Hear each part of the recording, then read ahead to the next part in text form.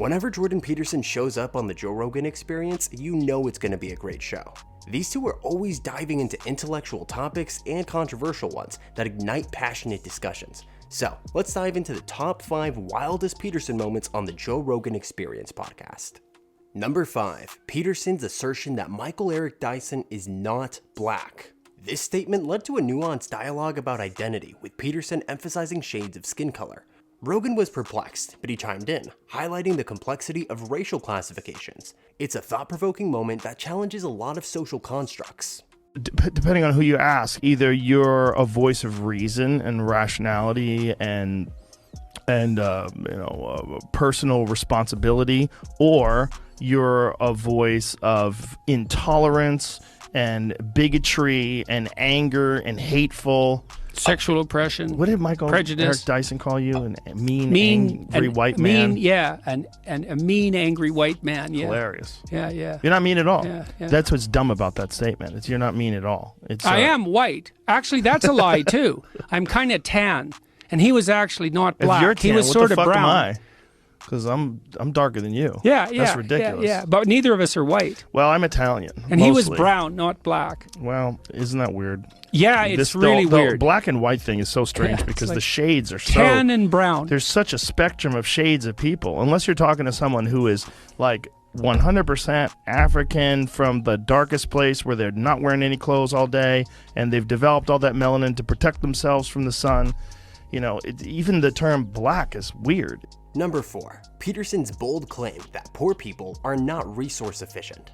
Linking poverty reduction to ecological viability, Peterson argued that increasing wealth would lead to more environmentally conscious decisions. This perspective, though controversial, injects a pragmatic element into the discourse on global sustainability. The fastest way to make the planet sustainably green and ecologically viable is to make poor people as rich as possible, as fast as we possibly can.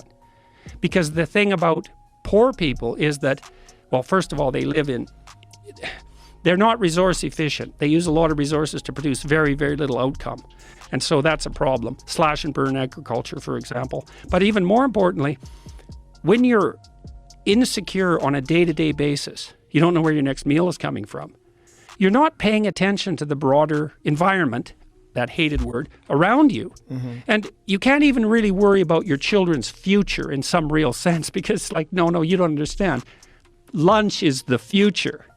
We don't have lunch, we're hungry, and that goes on for a month. We're dead. That's the future. So what happens, if you can get resources to the poorest section of the population, as soon as they get to the point where they have some hope of a genuine future, especially for their children, they immediately become concerned about broader environmental considerations. Number 3, the audacious statement that there's no such thing as climate. This statement left Rogan and a lot of us fans bewildered. Peterson's critique of the language used in climate change discussions reflects his broader skepticism.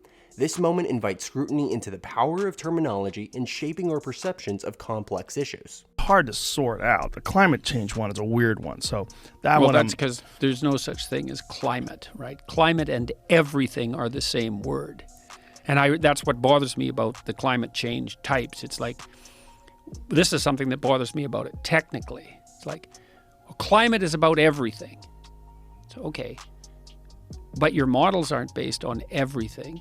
Your models are based on a set number of variables. Yeah. So that means you've reduced the variables, which are everything, to that set. Well, how did you decide which set of variables to include in the equation if it's about everything?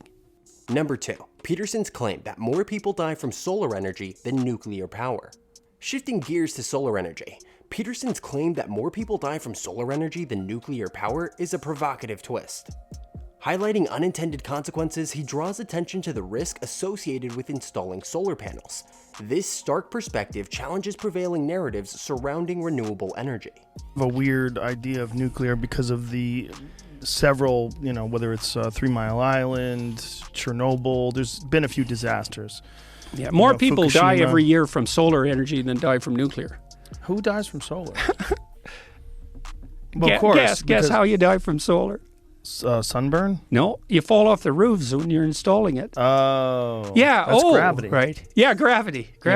And, that's a good example of unintended consequences because systems are complex. And when you change them, you think only good things will happen. Number 1. The exploration of protected classes in comedy. Rogan's assertion that some groups are off limits in comedy prompts Peterson to delve into the perceived limitations of humor.